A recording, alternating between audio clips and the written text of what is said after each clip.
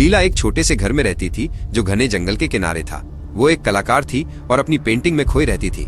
एक शाम जब वो अपनी खिड़की के पास बैठी थी तो उसे जंगल से एक धीमी फुसफुसाती आवाज सुनाई दी। आवाज साफ नहीं थी, लेकिन ऐसा लगा जैसे कोई उसका नाम पुकार रहा हो। लीला, लीला। उसने सोचा कि ये सिर्फ हवा की आवाज है और उसने अपनी पेंटिंग पर ध्यान केंद्रित करने की कोशिश की। अगली शाम आवाज और भी साफ थी। लीला, लीला। ये एक अजीब डरावनी धुन थी। डर कर वो बाहर गई और जंगल के किनारे तक गई।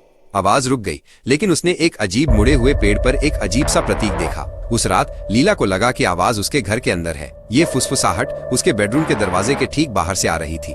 वो डर के मारे कांप उठी और अपने कंबल में छिप गई। अगली सुबह उसने अपने दरवाजे पर एक छोटी लकड़ी की गुड़िया देखी। उसका चेहरा लीला जैसा था और उसकी आंखों पर वही प्रतीक बना हुआ था जो उसने पेड़ पर देखा था। लीला ने गुड़िया को आग में फेंक दिया। जैसे ही गुड़िया जलने लगी, जंगल से एक तेज गुस्से भरी चीख सुनाई दी। आग की लपटें हरे रंग में बदल गई।